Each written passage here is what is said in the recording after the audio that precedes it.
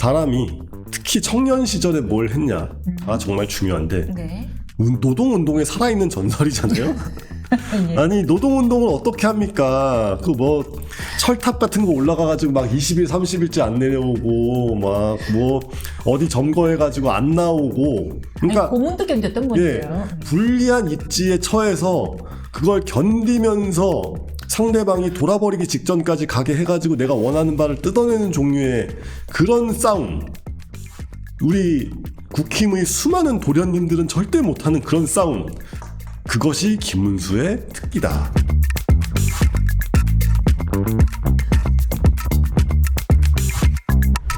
김문수 후보가 최종 선출됐습니다. 노 의원님 예측이 틀렸어요. 제가 그래서 지금 약간 법복을 벗고 이제 세속으로 돌아가려고 이제 가사를 벗고 이제 이러고 와 있습니다. 네. 농담인데 뭔 소리냐면 이게 예측이라는 게 정치 예측이라는 게 본인이 생각하는 바람직한 구도에 대한 희망사항을 담게 되잖아요. 한동훈 대표가 전 대표가 만약에 이번에 다시 후보가 됐으면 이게 평범한 당권 싸움이란 말이에요. 어떤 정당이 있고 구 세력이 있고 신 세력이 있어가지고 아직은 힘이 좀 강하지만 상대적으로 강하지만 기울어가고 있는 구 세력과 치고 올라오는 신 세력이 맞붙는다. 라면은 거기서 이제 이 정당 자체에 대한 불신이 아직 가득하지만 그래도 사람들이 중도까지 포함해서 이 정당의 원래 핵심 지지층과 그 외부에 있는 사람들이 아 그래 당은 살려두고 바꿔보자 물갈이를 해보자 라고 하면서 신세력한테 힘을 실어주는 뭐 이런 식의 구도가 나올 수 있었겠죠. 이렇게 해야 국민의힘 그리고 이제 국민의힘 이어져 오는 그 보수 정당의 정통이 쭉 살아있으면서 쇄신하는 그런 모양새가 될 수 있었을 거란 말이에요. 근데 지금 실제로 진행된 건 어떻습니까? 정반대로 이게 당심이라는 정체불명의 무언가로 심지어 입당조차 하지 않은 어떤 후보를 단일화를 해라라고 하는데 말이 좋아서 단일화지 네가 후보를 넘겨라 뭐 이런 얘기를 막 압박을 하고 있는 거잖아요. 네. 이 광경이 지난 대선에서 윤석열 후보를 찍었지만 딱히 국민의힘 지지자는 아니었었던 골수 보수는 아니었던 사람들한테 어떻게 보일까를 좀 생각을 해야 돼요. 공정과 상식, 윤석열의 트레이드마크 공정과 상식이라는 게 결국엔 법과 절차대로 하자는 거잖아요. 법과 절차대로 후보를 뽑았습니다. 그러면 그 후보를 이렇게 하면 안 되죠. 설령 김문수 후보에 대한 압박에 대한 이야기인가요? 설령 단일화를 한다고 해도 경선 결과가 나오기 전에 미리 단일화 프로세스를 만들어 놓고 후보들 각각들한테도 그거를 미리 각서까지는 아니어도 미리 보여주고 양해도 받고 해서 그 후보들한테도 내가 후보가 된 다음에 그래 한 번 더 싸워가지고 내가 이기면 되지 라는 생각을 할 수 있게 해줬어야죠. 아니 어떻게 이런 식으로 일을 하나요? 정말 구체적으로 어떤 식의 어떤 것이 문제가 된다고 생각하시나요? 아니 아무런 절차도 없고 준비도 없고 그냥 만나가지고 단일화 협상을 해라. 단일화 협상을 알아서 해라 이랬잖아요. 그거는 항복하라는 얘기밖에 안 됩니다. 백지를 가져와가지고 네가 사인을 해라 이런 얘기예요. 그러니까 후보가 결정되자마자 7일 전에 다 빨리 단일화 하세요. 선대위 아직은 뿌리면 안 됩니다. 당에서 못 뿌려줍니다. 네, 그러니까요. 아니 그러니까 이게 어쨌건 자그마한 애기들한테 선물을 줘도 애기들 선물 주면은 그거를 좀 갖고 놀게 하다가 아 그래 동생이랑 같이 나눠 놀아 이래야지 주자마자 그럼 어떡해요. 원래 네 게 아니었어. 그러니까요. 주자마자 아 그거 네 거 아니야 내놔 이러는데 그거를 누가 납득을 하겠습니까? 특히 정치인이라는 사람들은 언제나 큰 선거 무대에 올라가기 위해서 정말 인생을 바치는 사람들인데 대선 후보라는 게 되었을 때 그거를 네 하면서 드릴 수 있는 사람이 누가 있냐고요. 아니 막말로 그 권 두 분이 어쨌건 뭐 외견상 절차를 통해서 공천을 받잖아요. 근데 그분들이 공천을 받은 다음에 갑자기 전략 공천할게요 뭐 단일화 해보시든가 뭐 이런 식으로 하면 본인들은 납득하겠어요? 자기 공천이면 납득하겠냐고요 이런 거를. 심지어 대선인데. 네. 그런데 또 일각에서는 아니 김문수 후보 분명히 단일화에 적극적이어서 당원들이 뽑아준 거 아니냐. 김문수 후보의 본인의 고유의 표는 받은 거에 20%밖에 안 된다. 나머지는 단일화를 약속한 거기 때문에 한 것인데 왜 이렇게 소극적으로 나오냐라는 비판도 있거든요. 그랬을 때 네. 그러니까 네. 단일화라는 게 뭐고 어떻게 전개될지에 대해서 미리 정해진 바가 있었어야 된다는 거죠. 지금 단일화에 열린 마음으로 참여하겠다라는 말 자체는 지금처럼 그냥 네 후보 자리 내놔라는 말에 동의하는 거랑은 다르잖아요. 그러니까 김문수 후보가 추진하는 게 아니라 단일화는 추진하는 사람들이 따로 있고, 그럼 그 추진하는 사람들이 어쨌건 단일화 타령한 지는 꽤 됐으니까 대선 후보가 된 사람들한테 대선 후보가 된 다음에도 한 번 더 레이스를 할 수 있는 어떤 그런 룰 같은 게 뭐가 있다는 정도까지는 제시를 하면서 들어갔어야 되는 거지. 뭐 예를 들면 뭐 이런 거요. 뭐 우리 어린이들이 나 크면 아빠랑 결혼할래, 뭐 아니면 나 엄마랑 결혼할래, 뭐 이러는 거 이건 약속이 아니잖아요. 그냥 막연한 미래의 바람과 추상과 이런 게 담겨 있는 얘기일 뿐이고, 뭐 이제 대학교 때 이제 막 남자애들 여자애들이 막 우리가 지금 뭐 30살까지 시집 장가를 못 가면 우리가 그냥 서로 구제해주자, 이런 약속이 아니죠. 약속이라는 거는 구체적인 내용과 특히 선거의 절차에서는 구체적인 내용과 방향성과 기타 등등이 정해져 있었어야죠. 하지만 그보다는 조금 더 구체적이었을 것 같은데 그게 막연한 그냥 희망상을 얘기한 것은 아니고 김문수 후보 입장에서도 구체적으로 단일화에 대한 의지는 있었던 걸로 보이는데 어떻게 보세요? 결과적으로는 오늘 6시에 만난다고 하는데 단일화를 이뤄낼 거라고 보십니까? 아니면은 오늘 안 될 거라고 보십니까? 근데 돼야겠죠? 그러니까 이거는 이제 예측보다는 어차피 이게 정말 정치부 기자가 이렇게 딱 귀대고 들어가지고 알아내야 되는 그런 종류의 거니까 여기선 예측을 하기보다는 뭐 어쨌건 단일화가 되면 좋겠다. 일단 근데 김문수 후보가 약간 보이콧에 들어갔다가 만나겠다, 너희들 개입하지 마, 내가 알아서 할게라고 보면 단일화에 대한 의지는 있는 걸로 보이거든요. 그쵸. 근데 그걸 또 100% 믿기는 좀 곤란한 게 네. 사람이 특히 청년 시절에 뭘 했냐가 정말 중요한데 네. 노동운동에 살아있는 전설이잖아요. 예. 아니 노동운동을 어떻게 합니까? 그 뭐 철탑 같은 거 올라가가지고 막 20일 30일째 안 내려오고 막 뭐 어디 점거해가지고 안 나오고, 그러니까 아니, 고문도 견뎠던 분이에요. 불리한 입지에 처해서 그걸 견디면서 상대방이 돌아버리기 직전까지 가게 해가지고 내가 원하는 바를 뜯어내는 종류의 그런 싸움, 우리 국힘의 수많은 도련님들은 절대 못하는 그런 싸움, 그것이 김문수의 특기다. 버틸 것이다? 버틸 거라고 볼 여지가 충분합니다. 그냥 캐릭터만 놓고 보면. 캐릭터만 놓고 보면. 그렇잖아요. 사람이 익숙한 걸 하게 돼 있다니까. 뭐 그 정도 압박은 압박도 아니다. 압박도 아니다. 사실 근데 그림을 보면은 그 시간 싸움은 김문수 후보에게 조금 더 유리한 싸움이긴 조금 더가 아니라 많이 유리합니다. 어떤 점에서? 아니 돈.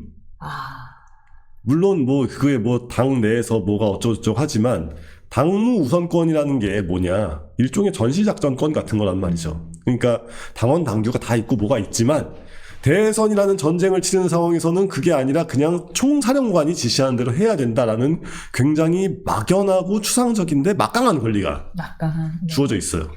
그러다 보니까 그것 때문에 대선 후보가 지금 뭐 비대위원장이 막 뭐라고 하잖아요. 그럴 때 나는 그러면은 총회를 소집해가지고 비대위를 해산해버리겠다. 막을 방법 없습니다. 이게 정해진 바가 아무것도 없고 대선 후보가 그렇게 나와가지고 더 세게 나오겠다라고 했을 때 이걸 막을 방법은 없어요. 그러니까 처음부터 대선 후보가 된 사람이 순순히 대선 후보 자리를 내놓지 않을 것을 전제로 플랜을 짜고 들어갔어도 모자랄 판에 어떻게 이런 낙관적인 전망을 했을까? 몹시 이해가 안 되고, 이래서 국민의힘이 여태까지 제대로 안 굴러갔던 게 바로 이런 식이어서였나? 아픈 지적이에요. 홍준표 전 시장도 그래서 이제 당에 대한 따끔한 말 한마디를 하고선 떠나죠. 거의 정 떨어졌다라는 식으로. 이래서 내가 떠나는 거다. 당이 나를 버렸다라고 하면서 이제 떠났는데요. 한덕수 전 대행에 대한 이야기도 해볼까 합니다. 한덕수 전 대행이 대선 출마를 선언했고 3년 임기 내 개헌을 목표로 했는데 이 출마 명분은 어떻게 보셨어요? 사실 뭐 좋은 말씀이고 저는 누차 얘기했지만 네. 한덕수라는 개인의 자질과 역량은 이 시점에서 솔직히 부족함이 없다고 생각을 합니다. 다만 이제 민주당에서 탄핵을 때려줘서 나왔어야 그림이 좋아지는데 그게 아니라 지금 너무 엉망진창이잖아요. 이러면은 사실 혹시 예전에 기억하시죠? 그 박찬종 막 이런 후보 나오고 막 그랬던. 그러니까 신선한 인물이 갑자기 튀어나왔을 때 거기에 마치 그 흰 우유에 조그만 날파리 하나 들어가면은 그게 우리가 팍 잡쳐버리는 그런 것처럼 작은 뭐라도 튀면 그 갑자기 나온 갑툭튀 후보들의 가치는 뚝뚝뚝 떨어진단 말이에요. 지금 그거를 국민의힘이 만들고 있잖아요. 그런 상황을. 이게 얼마나 안타까운 일입니까? 그러니까 그런 식으로 본질은 추대라고 해도 외견상 공정한 경쟁도 했고 죄송하지만 입당은 하진 않았지만 어쨌건 오히려 그래서 국민의힘이라는 정당을 통째로 반성하면서 이제 보수 정당을 아예 새롭게 만들겠습니다. 뭐 이런 느낌의 후보로 들어가야 사람들이 납득을 할까 말까 한 상황인데 정반대로 자 이게 단일화를 합시다 이러면 이재명 이길 수 있습니다. 뭐 이래버리니까 많이 상품성이 떨어질 것 같거든요. 이렇게 가면. 무슨 말씀인지 알겠는데, 네. 이제 외연 확장의 뭔가 단일화를 통해서 시너지 효과를 내려면은 외연 확장의 모습이 있어야 되는데, 네. 그렇다기보다는 그냥 지지율도 겹치고, 네. 게다가 출마의 변 역시 윤 대통령에 대한 비판은 없고, 문재인 전 대통령에 대한 비판이 주로 이루다 예, 그러니까요. 보니까, 이게 20대 대통령이야? 21대 대통령 선거야? 라는 게 약간 혼돈이 오더라고요. 사실 그래서 한동훈 후보가 윤석열 시즌2라고 해도 저는 문제가 한덕수 없었어요. 후보. 아니, 그러니까 이미 떨어진 네. 한동훈 대표가 후보로 나왔을 때 윤석열 시즌2라고 했어도 문제가 없었을 거라고 봅니다. 그러니까 네. 윤석열 찍은 표심들이 원하던 바는 하나도 이루어지지 않았고 윤석열이 제시했던 테마도 이루어진 게 하나도 없기 때문에 윤석열은 실패했지만 나는 실패 안 하겠습니다. 이랬으면 좋았겠죠. 근데 문제는 그거는 윤석열의 후배 한동훈이니까 말이 되는 포지션이고 한덕수는 완전히 다른 안을 제시를 해야 되는 사람이었는데 어떤 예컨대? 예를 들면은 지금 이제 뭐 세계가 국제적 정세가 완전히 경량에 휘말렸습니다. 여기서 제가 정말 면구스럽지만 키를 잡고 이 풍랑을 헤쳐나가는 데까지만이라도 제가 키를 잡겠습니다. 이런 식으로 그냥 외교 대통령 아니면은 뭐 통상 대통령 이런 식으로 완전히 다른 컨셉을 잡고 그 컨셉을 밀면서 그 컨셉에 부합하는 사람이 나다. 이렇게 들어가야죠. 근데 그게 아니라 저는 정반대로 여론조사 해보니까 지지율 나오네요. 그럼 이분으로 합시다. 뭐 이렇게 되는 상황이잖아요. 그거랑 그거는 완전히 다르죠. 아다르고 어다른 거고. 명분의 부족이니까. 예, 명분을 예. 그냥 단순히 명분이 뭐 이렇게 여론조사에서 나오는 숫자가 명분이 아닙니다. 그 시대의 흐름과 그 시대의 요구를 어떻게 짧고 간명하면서도 울림이 있는 언어로 포착하느냐. 그게 명분이에요.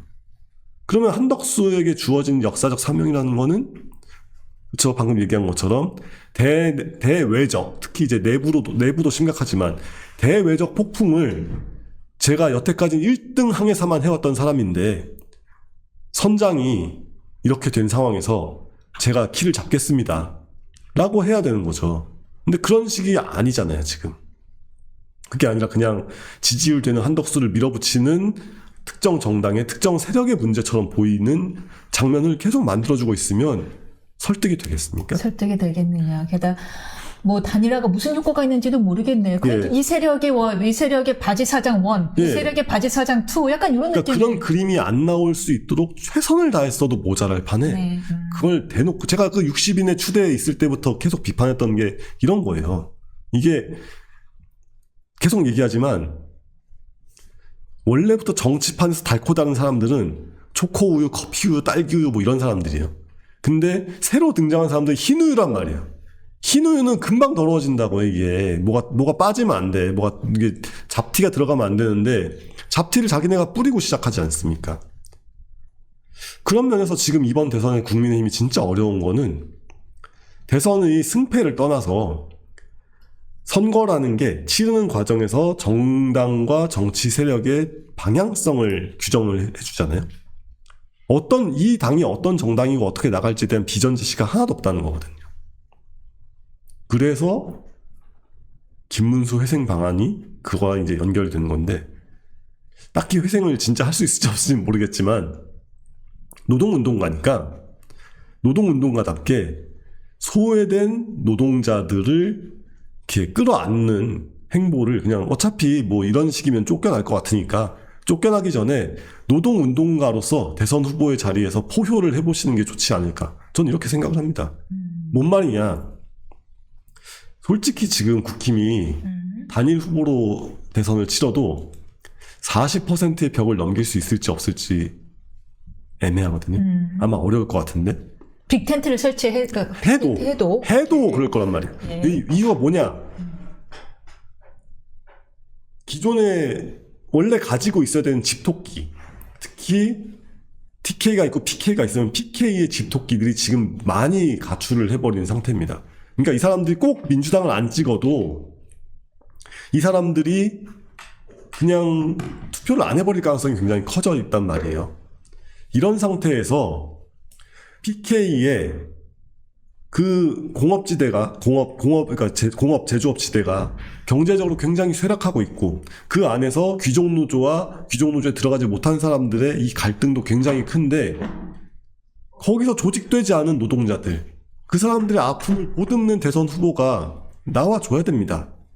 이거를 민주당이 먼저 하면 정말 독재 국가가 돼요. 독재라기보다는 정말 그 당의 지지를 누구도 뒤엎을 수 없는 나라가 되어버리는데, 마침 노동운동의 전설 김문수가 후보가 된 이상, 지금 뭐 계속 메시지만 내면서 그러실 게 아니라 아예 동남권을 그냥 도셔라. 그래가지고 거기서 이 소외된